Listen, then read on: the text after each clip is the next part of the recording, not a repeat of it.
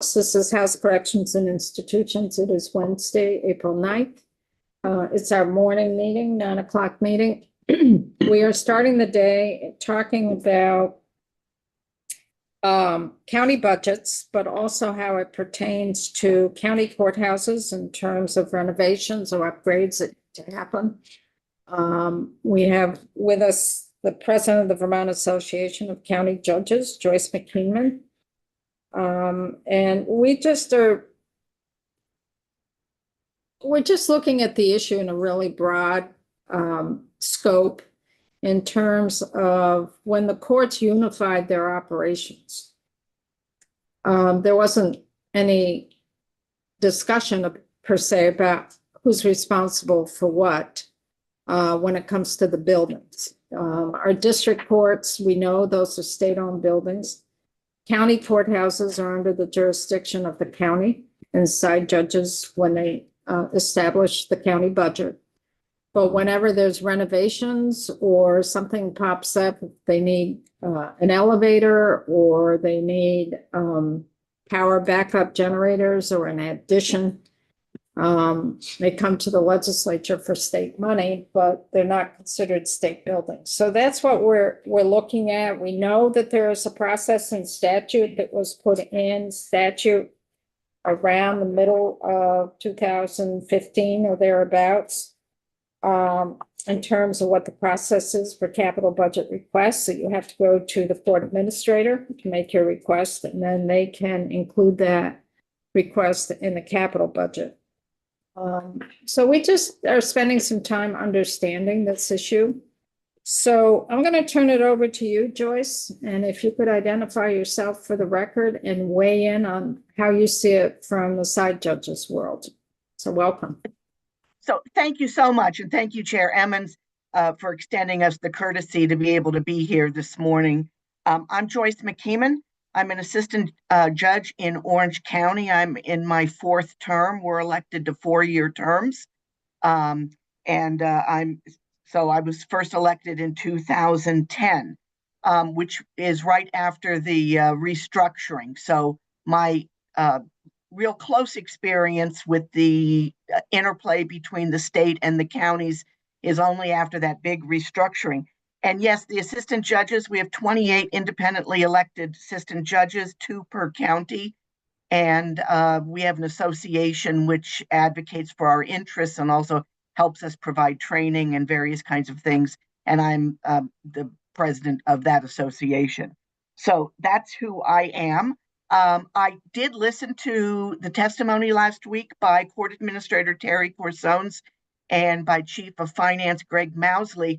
And I just wanted to come because there were just some areas that I thought they weren't real clear about, and I wanted to help provide the committee with just some accurate information. I'm going to start just real quickly, and I know the focus is on capital funding for keeping these buildings in good repair. So I'll absolutely be keeping my remarks to that area. I just wanted to first start out, there was a little bit of uncertainty around the budgeting process. Statute lays out the budgeting process for all counties, and all counties are the same regardless of when their fiscal year begins. So we have to have 2 public meetings, which are warned. Statute's very clear about how those warnings go out. The warnings and the proposed budget are sent to all select boards. They have to be published in newspapers that are published in the county. I think most assistant judges now also do some online advertising. Print media, as you know, is not always the best way to get to people. But that aside, those budget hearings are always in December, and the annual meeting always has to be held in January. And so if you've never attended one of your county budget hearings, I know everybody would be thrilled to see their legislators at one of those budget hearings. But anyway, they are warned. And Title 24, Section 133 gives the counties the authority to raise up to 5% of the equalized grand list in taxes. That's a huge amount of money. Think about Chittenden County and what their equalized grand list is. And the county has legal authority to tax up to 5% of it. In reality, no county comes even close to that.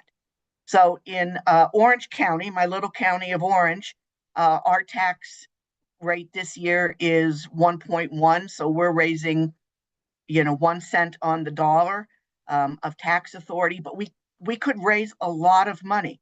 I know assistant judges take that responsibility really seriously and are very mindful of the tax burdens on their citizens. But at any rate, I just wanted to get that out there. In addition to that, and I can't find what year this was added. I looked through the annotations in section 133, but couldn't figure this out. But the legislature, and my understanding, this happened before I became an assistant judge, but Chair Emmons, to your point about the counties needing to come to the legislature, my understanding is sometime, and I don't know if it was in the 90s or maybe even before, the legislature did give the counties the authority to create a capital reserve fund so that they had money on hand. They had the statutory authority to keep money in reserve for these projects. And we can keep up to 75% of the county budget in a reserve fund. So for example, and again, Orange County is among the smaller counties. Right now, Orange County has over $300,000 in our capital reserve fund.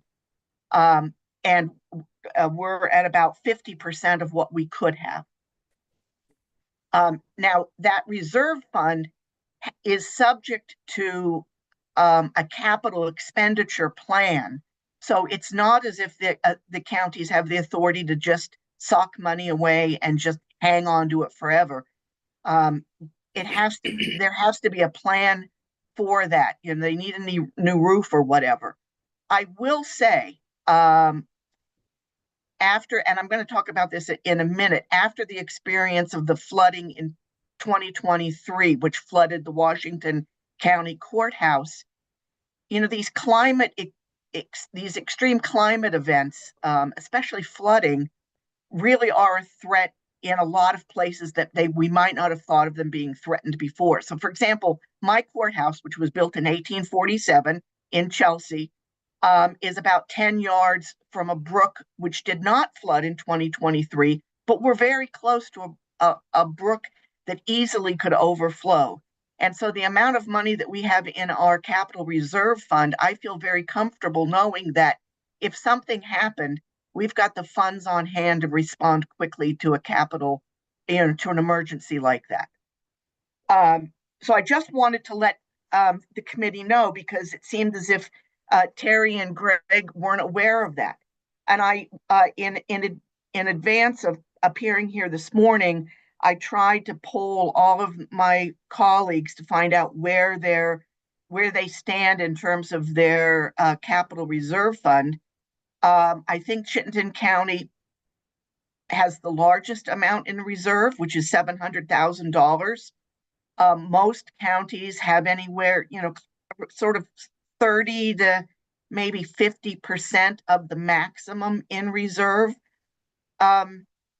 But it's not true that the counties don't have the ability to do something like add a generator if they had to. Or to replace a roof or something along those lines. So that's one way that the legislature has already given us a very powerful tool to accumulate funds needed for most of these expenses. We also have two other mechanisms that we're allowed under statute, is that we can bond for large projects. That bonding process is a little bit more time consuming because you need permission of the select boards in the towns. So it's something that has been used by counties, but it's not as immediate as having money in your reserve fund. And then in addition to that, the counties, in fact, can take out commercial loans. So I just want to run through a couple fairly recent examples of where counties have put up large sums of money to do some of these capital projects. For example, 1997, this was before I became an assistant judge, but even in Orange County, and I keep saying even in Orange County because we don't have a big grand list. And so the effective taxes in our county, and of course, these county taxes are passed on to the towns, and that means that they're property taxes. And we all know that that's among the more regressive types of taxes. And I think that we're very mindful of that impact on the citizens. But in 1997, Orange County needed to expand the courthouse and took out a 30-year bond, added an extension, which added a second courtroom, and both courtrooms are used regularly, added an elevator, and provided more staff offices. So that happened in 1997. In 2012, still in Orange, and I'm sorry for all these examples, I'm just the most familiar with exactly what has happened in my own county. There was some reference made last week by Administrator Corsones and Mr. Mousley about the ADA money that was allocated in 2012. So the state approached Orange County and said, we really need to improve ADA access in your building, which was absolutely true. But we didn't own enough land to put in an on-grade parking lot with an on-grade with access without a ramp. So the county took out a mortgage to buy the adjoining property for $165,000, which we were able to pay off in about 5 years. So the total ADA project from that state pot of money was about $120,000, and the state and the county bought the adjoining property. So now we have a parking lot on grade with a level path to a newly created rear entrance to make us fully ADA compliant. We also around 2014, when, and again, this was something else that was mentioned, when the state went to a VoIP phone system, it became clear that when we lost power, and in rural areas, in Chelsea at that time didn't really have any cell service, when we lose power, we lose the phones. So that was a huge change. And so the county went ahead and using money from our reserve fund, put in a generator. So our generator's been in place for 10 years now. In 2021, Windsor County floated a $2 million bond to finance modernization to the Woodstock courthouse, including a fully functional HVAC system. They hadn't had air conditioning in the courthouse prior to that. And so without that $2 million bond that the county did and did the renovation work, they wouldn't have the ability today to take in all three divisions into the Woodstock courthouse while they're building and renovating, or essentially renovating, the White River courthouse. So there was some mention of some additional funds that might have been for an elevator with that Windsor County project. And again, I don't intend to get into the weeds for that, but I did check with a prior assistant judge, and he confirmed that as the project was underway, the $2 million was a little bit short from everything that needed to be done. And my understanding is that there were some funds that were allocated by the legislature for some aspect of that project. But the bulk of that was done with a bond issue. And then lastly, I do want to bring up this issue of Washington County, because my colleagues in Washington County, Assistant Judges Leah Jones and Elizabeth Batty, haven't really gotten the credit they deserve for this. Everybody knows that in July 2023, downtown Montpelier was flooded, and all of you are so well aware of the impact that had on state office buildings. What people might not be aware of is that $3 million in damage was done to the Washington County Courthouse and also the county building next door, which houses the sheriff's department, and the probate court used to work out of that. So $3 million of damage. The county at the time had $448,000 in their capital reserve fund.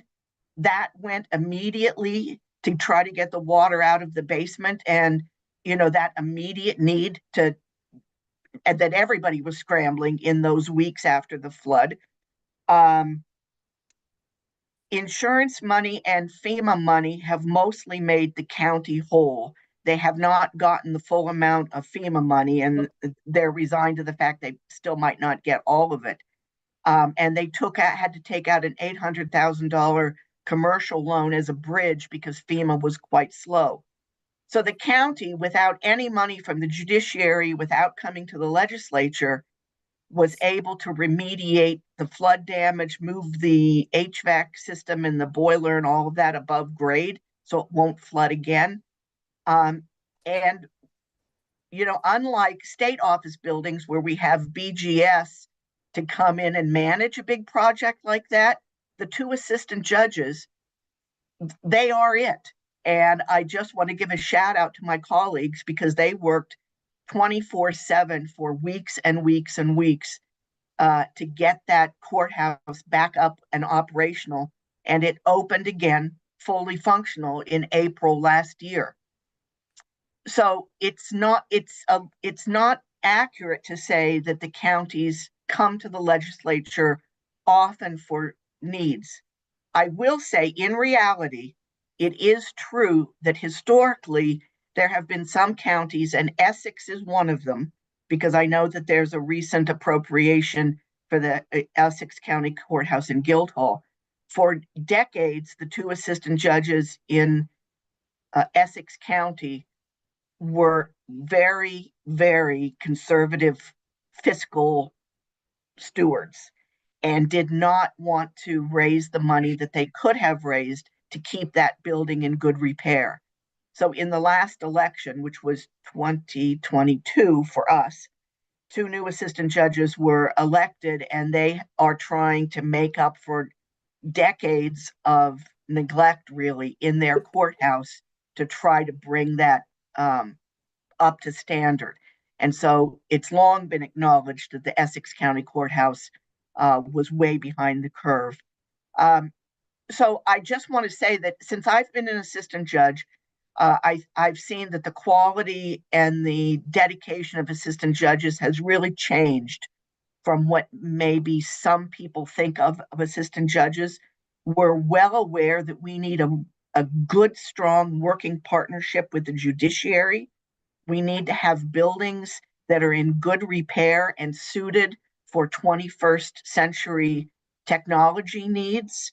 And my message, since I've been president, has consistently been to the assistant judges to fund those capital reserve accounts that we have the authority to do, and to spend the money to make sure that we don't give the judiciary an excuse to say this courthouse is not suitable for our needs, and that we don't need to come hat in hand to the legislature. So that kind of concludes a little bit what I wanted to say here today, but I just wanted to let you know that there are mechanisms in place where we can raise money. There are certainly exceptions. The big renovation up in Lamoille that happened was a massive expansion and renovation of that courthouse, and it was done with a county-state partnership. And that's a little bit of an exception. So I don't want to bog you down. I know you're all real busy, but I'm certainly, if anything I've said has sparked any questions, of course, I'm happy to take those at this time.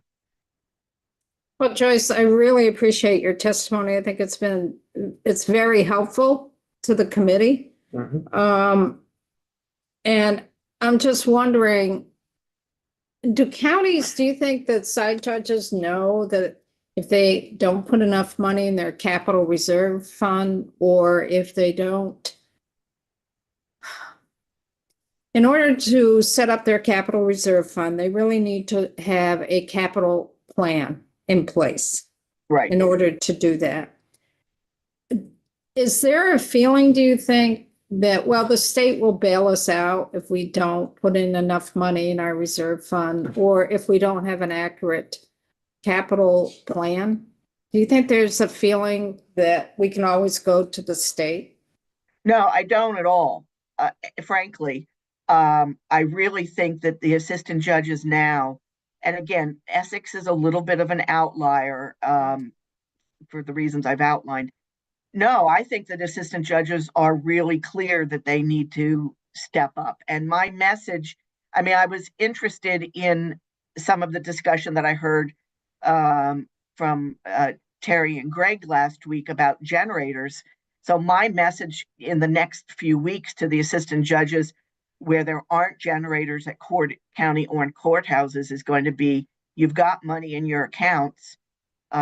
You really need, every courthouse needs a generator. And I don't know how many of them don't. And so I don't, Representative Emmons, I really don't feel that there is a sense of, oh, we don't need to because the state will bail us out. I really don't. Well, I appreciate that, and I'm just wondering because in this current capital's budget, we have put two courthouses with their generators, and if that just opens the door for the other counties to say, well, you know, these two courts already have state money going to their generators, why can't we? Why do we have to use our capital reserve? I really appreciate what you're saying, and I think it's accurate. I mean, that's where the money should come from, is the capital reserve fund. But that door has been open to come to the state for those generators. That's Right, just my concern. right. I understand that. And I don't have a good answer. I know which courthouses. I mean, one of them was Windsor, and I've heard a little bit from the assistant judges how that request came about. But I don't want to misspeak, and I don't want to because I'm aware a little bit of how that came about. But Windsor County did have the money in their reserve account, and I don't know why that money for the generator was requested from the state. So I'll just leave it there because I wasn't party to that, and I really don't want to get it wrong. Okay, great, thank you. So we have some more questions here, James. Yeah. One is I love it. I don't want to get it wrong. So like more people could learn from that. Thank you. But the part that you hit on it when you got to the Essex thing, because it's been my question the entire time. With my concern is judges wanting to be fiscally prudent, so to speak, but going to the extreme of not really being prudent, but being cheap. And so then, as with anything else, including here at the state level or the national level, when I'll say cheap, there's other ways to say it. Everything builds up, deferred maintenance builds up, et cetera. And then the chickens come home to roost sometime, and we can't afford to pay for those chickens anymore. So one thing that I would strongly advocate for, and I hate, like the idea of taxing people is painful. It's hurting, making my teeth hurt. But for judges to really not be quite, they got to be prudent, but make sure that they're taxing and raising enough money so these issues don't come up. You know, like that nobody's coming to us, not because it can't be a partnership, but there's an appropriate taxing authority for a reason and to cover these costs. And if judges in this particular case, it can be any other organization, aren't raising the money they need to because they're trying to be gentle, let's say, it always comes back to hurt worse than it would have if it was, you know what I mean? So I appreciate that you were hammering on that. So you're on that page, and it made me a little happy. So hopefully you guys keep talking about that and moving toward, system where people go, I don't really want to tax them anymore, but we kind of need this money for this thing or it's going to really fall apart real quick. And because, like I said, I don't want to harp on it. I guess I already have, but like it always comes back to cost a heck of a lot more later if we don't do it right the first time. So I really appreciated hearing from you. Well, yes, and you can tell that I agree with you, and that the situation in Essex, it really was extreme. And now, of course, with 2 new judges in place, my understanding is that they're getting some pushback at their budget meetings from towns that are like, what in the heck are you doing? the budget was never this big. You know, look, Mhm. you all understand that, but I've been clear in my message to all of my colleagues about the need for proper planning to keep these courthouses in good repair. Well, and that's what happens, right? When you undercut for so long, then when you try to catch up, you're going to get that pushback. Or if we did it right the whole time, and it's goodwill, by the way. I'm sure that nobody's trying to be malicious. It's goodwill, but it just those goodwills can end up costing people a lot more. So, thank you. Right. Other questions? Thoughts?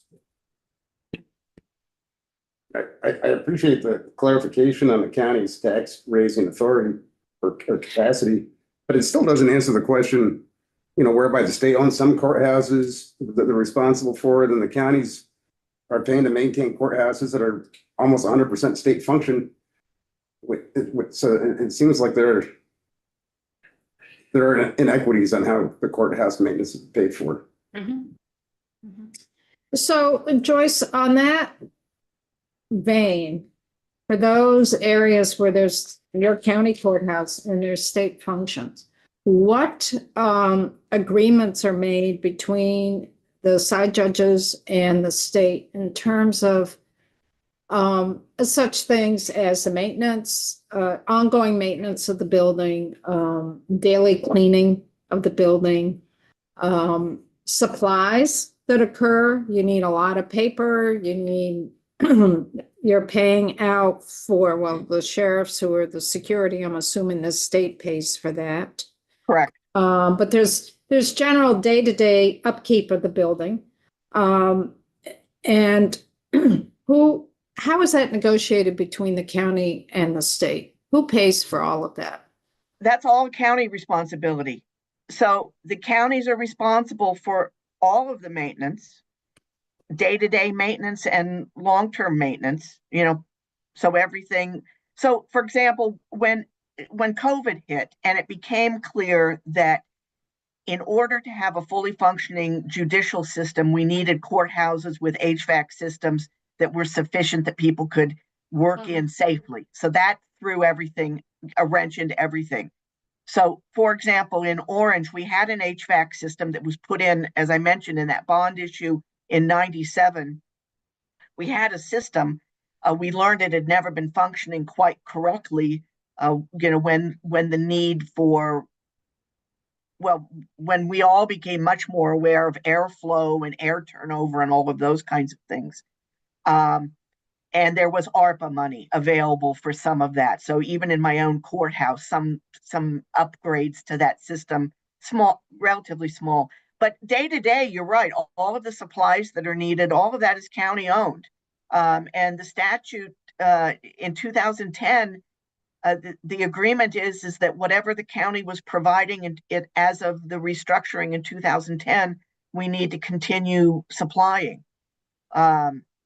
So in some cases, that was even copier leases. But at any rate, but that is all on the county. And even to the level, and I don't think that there's no reason why people would understand this. But for example, the Woodstock, Windsor County Courthouse is really seeing a lot of use because they've moved 3 divisions into it, whereas only 1 division operated out of it while they're renovating White River Junction. And it necessitated some changes to the building. They needed a secure holding facility for criminal defendants. And they're trying to, but that needs to be reversible because they're going to be there for a while and then criminals going to go back to White River Junction. What nobody anticipated, and I know this is a little bit in the weeds, but the people held in the cell keep blocking up the toilet. And so literally the assistant judges are getting calls from people saying the toilet's blocked up again. And literally one of the assistant judges has on occasion gone to the courthouse to try to take care of that in the moment.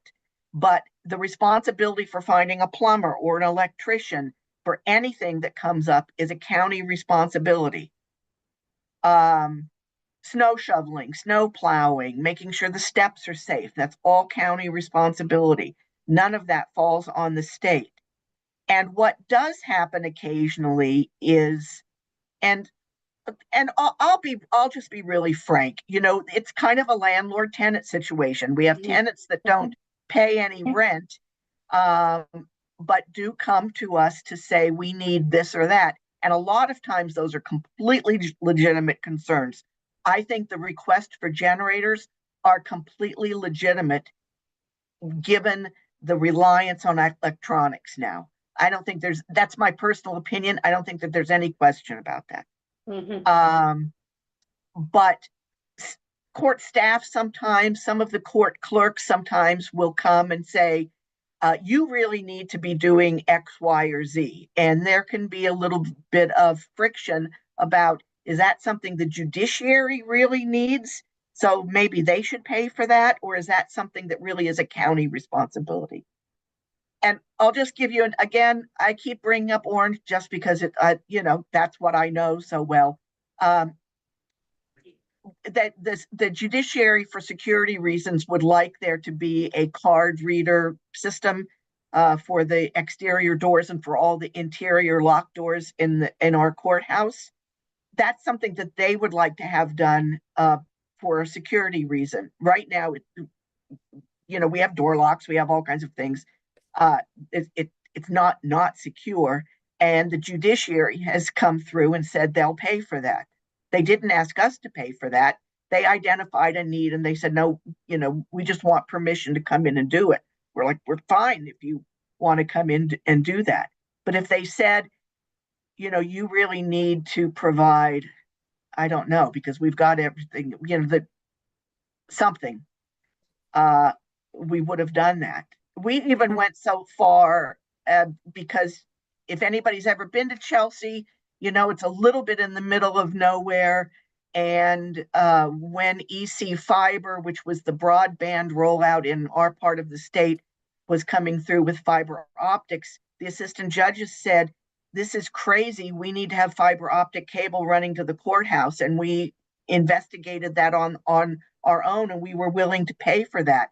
As it turned out, we didn't need to pay for it. But I don't think that we're unique in terms of the way we view the necessity to keep these facilities, in as good shape and as useful as possible.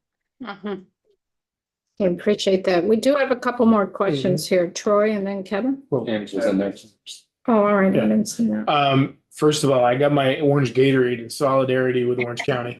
But have you guys talked at all about, so something we've talked about, and I know was talked about here quite some, a long time ago, is consolidating ownership of courts instead of having, the counties versus the state, that it would be all state controlled. Have you guys had that conversation? And is it something you'd even be in for? Or do you no, keep your hands off my court?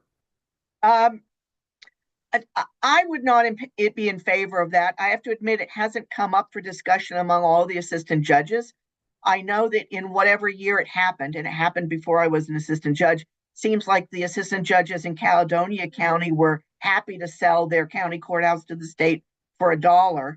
And they're happy to not have the responsibility. My personal opinion is that I think the ability of the counties to move quickly on some of these needs is a real benefit to the judiciary. Terry Corsones could come to me tomorrow and say, you've got $300,000 in your capital reserve fund, and we really feel like we need X, Y, or Z improvement, and we would be able to meet that. I think, there's a little bit of a benefit that most people aren't bringing up. I sometimes bristle a little bit because it seems as if assistant judges are somehow an impediment, when in fact, we're right there. We know the buildings, and very frequently we're fielding requests like, hey, we really need this, that, or the other thing. And we're able to meet those fairly quickly. So I'm sorry. I know I'm a little long-winded. I could have just said no to your question. Thank you. I really appreciate it. Troy and then Kevin. Has an MOU ever been created between the county and the state And is that a quick and easy fix? Uh, Just you cover this, we'll cover this, we'll jointly cover this. what those MOUs were created in 2010. Orange County has one. I know that not every county has an MOU dating from 2010 with the state. And I don't know the history because I was just elected in November of 2010, and those MOUs would have been floated earlier in the year. My predecessors signed it. Not every county did, and I don't know all the details about that. And so for the counties that don't have an active MOU, I don't know exactly what's governing the agreement. And frankly, I wasn't prepared for that, so I didn't poll everybody to find out how many counties do have an MOU. But yes, How often are they revisited? Yours, for example, the 2010 well, one. it says it's supposed to be revisited annually, and no court administrator has ever come to us saying we really need to look at this again. Okay. But not very, in my county, not very much has changed. We pay for everything we were paying for in 2010. So I generally like less regulation than more, but would it make sense to have a requirement for each county to have an MOU that's reviewed, that includes a 10-year capital plan, with the idea that we're not caught with our pants down when something bigger comes up? Would that be helpful? I think it would be a good idea. Now, again, remember, I've got 28 independently elected assistant judges. And just the fact that I think it would be a good idea doesn't mean that I can corral all of them to think the same. So I don't want to speak for everybody. It's possible you might run up against a maverick who's like, nope, I don't want to do that for some reason. I think it would be good. It's a position I would advocate for as the leader of the association. Thank you. We believe in you, Joyce. Thank you. It's a little bit of a herding cat situation. I can't make anybody do anything. I wish all testimony we heard was as complete as yours. So Joyce, there is in statute a process for the county to request state capital fund dollars for the courthouse. Right. And that goes to the court administrator.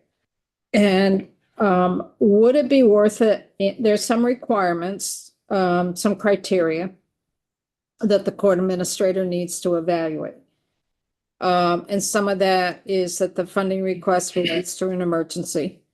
Whether it's a state-owned courthouse in the county that could absorb the court activities in lieu of this capital investment, if there was another court. Has the county consistently invested in major maintenance in the courthouse? So I'm wondering if we could add another criteria to that the court administrator needs to consider is that the county has a capital reserve fund as well as a capital master plan. And how much is in their reserve fund for that? I wonder if we added in statute that criteria to also be considered, if that would help. I don't think it's a bad idea. I mean, I know that, for example, if citizens were going to push back on the size of a county budget, they might push back on whatever the budgeted annual contribution to the capital reserve plan is, because essentially you're creating a rainy day fund. And if there was a requirement that counties adequately fund their reserve funds,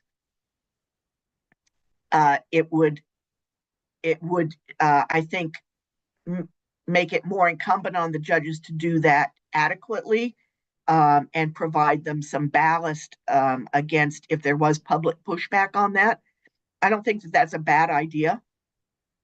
And I'm going back to what you said initially in your testimony, that's required by statute, that a certain percentage of the county budget, of their budget, is to be put in the capital reserve fund. No, I'm sorry, that's incorrect. There's no requirement that There's no you requirement. maintain it. It simply was my understanding, and I got this from Jim Colvin, who's a longtime assistant judge in Bennington County.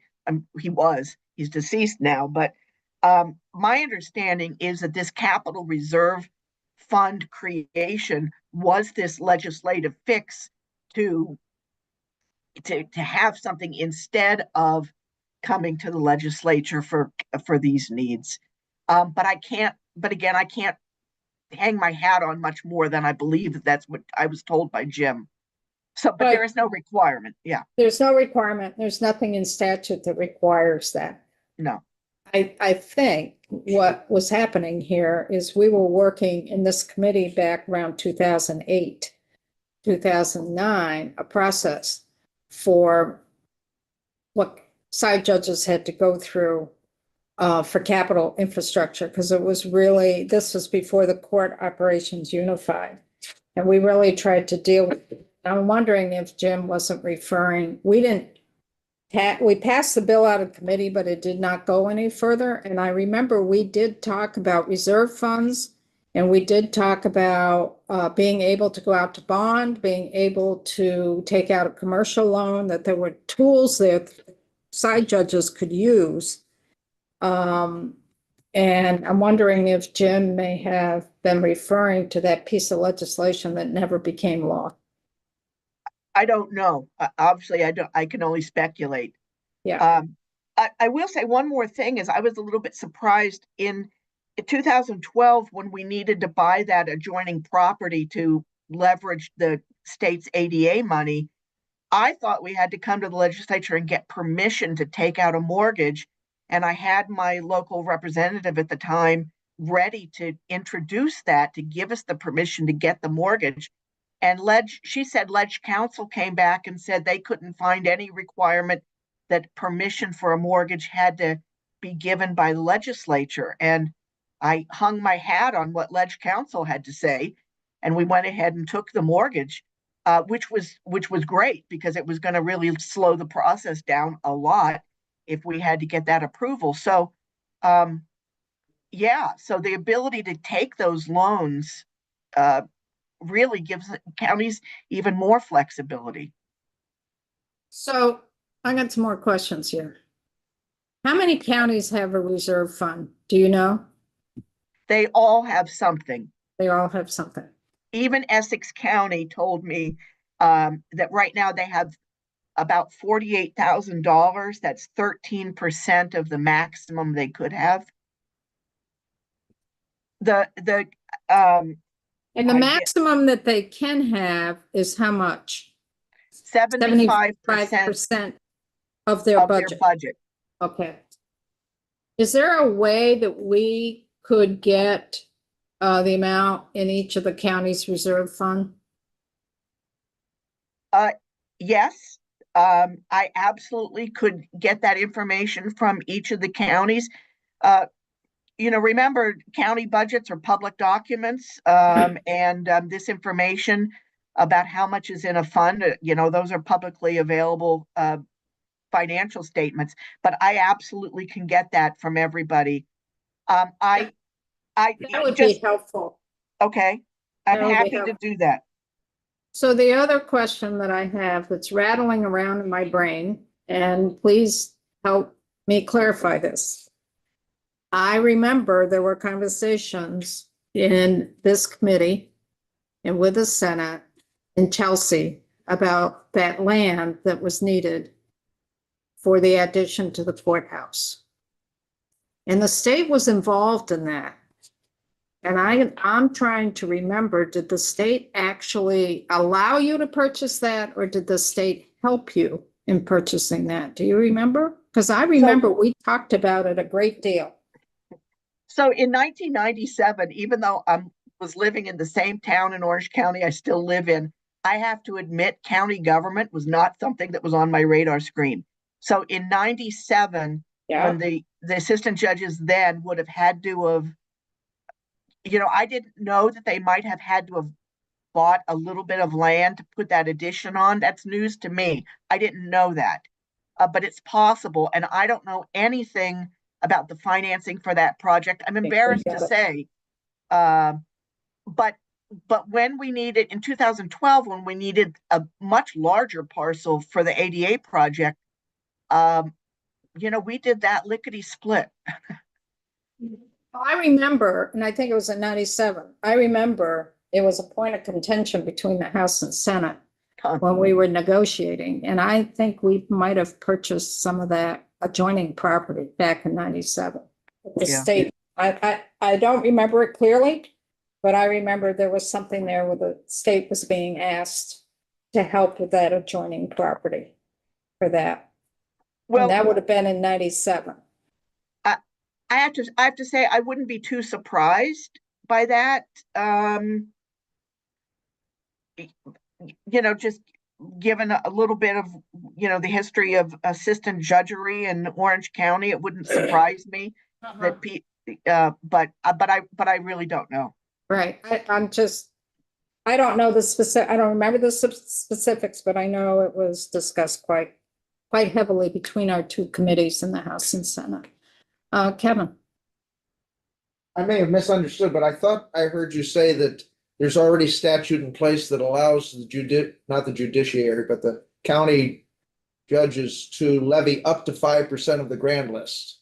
Yes. Yes. Oh, okay. 24, Number two, 24, right. I'm sorry. But if they want to get reelected, they may not want to do that because that may not be popular. But if there was statute in place that said there needs to be a minimum reserve, then that takes it off of their shoulders, and that might be a reasonable approach to have a rainy day fund, even if it's not enough to cover all the needs. But if you've got some rainy day fund, and you've got a 10-year plan, then at least you're in a position to be responsible. Correct. Good. So there is a statute in place for that. Right. So just so everybody knows, it's 24 VSA section 133D is the gives the percentage. Right. Before VSA. 133. 24, Title 24, Section 133D, as in David. Correct. Yeah. So if you could get us the amount of reserve that's in each of the county's reserve fund, capital reserve fund. And also, I think maybe the committee might be looking at the criteria. If a county wants to go to the court administrator, make requests for state capital dollars, that maybe one of the criteria that the court administrator needs to look at is their capital reserve fund. Make sure they have one in place and how much is in there. Because that's not listed currently in the criteria. Right. And I'm not even sure. I mean, I don't know. I didn't ask Terry Corsones this before today, but they didn't mention it last week. And so I'm not sure that they are really aware that this requirement, not a requirement, but this option for us exists, and also how much you could have in that fund. Right, right. So this has been very helpful, Joyce. I really appreciate this. And if you get that, when you get the information about the balance in the reserve funds for the counties, just send it to Phil Petty. Okay. Our committee assistant would be terrific. Okay, I will do that. Other questions, thoughts, comments? Thank you. Wait, we got one more. Sean? Joyce, well, if I was looking under a county budget, like I'm looking at the Chittenden County budget, where would that be listed? What part? The Reserve fund? reserve fund. I don't know. I don't have a Chittenden County budget in front of me. In Orange County, it's listed contribution to capital reserve fund. The reserve fund balance wouldn't show up in the budget itself, but the contribution, and we just budget an annual contribution, should be a line item in there. I'm a fan of disaggregated budgets so that they're more transparent. But I don't know where Chittenden County has theirs. I was just looking to see if I could find it. That's all. Thank you. Sure. That leads to another question on my end. They may have a reserve fund, but they may not yearly put money into it. That's correct. And how would we be able to find that out if they're yearly putting money in their reserve fund? Or they may just be putting 1 year, some money in it, and then they haven't built on it. Correct. I mean, there is no way of knowing that. You would have to ask, individual assistant judges. Again, it's not secret. All of them should know what their contribution is. And I think my personal opinion, again, it's my personal opinion, is that you ought to be able to justify what your annual contribution is and why you have either a little or a lot in your fund. Again, my understanding, it's not created just to have a pot of money sitting around. Right, right. And right now, the Orange County Courthouse is in quite good repair. We're extremely proud of our courthouse.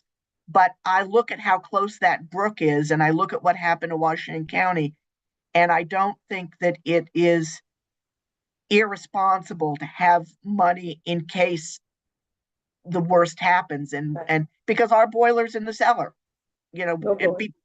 so just like everybody's. Uh-huh. Well, this is very helpful, Joyce. I'm sure that maybe the committee will have further conversations. We might be reaching out to you again. I'm just not sure. But if you could get us that information about each of the counties' reserve fund would be really helpful for that. Anything else from me? Thank you, Judge. Thank you, Hugh. Thank you. Thank you very much. Very Thank you. helpful. You're very welcome. Thank you so much for having me. And anytime I can shed light on county government, I'm happy to do so. Thanks so much for giving me the chance. Well, thank you. Thank You're you. welcome. So for the committee, let's take a quick 10-minute break. And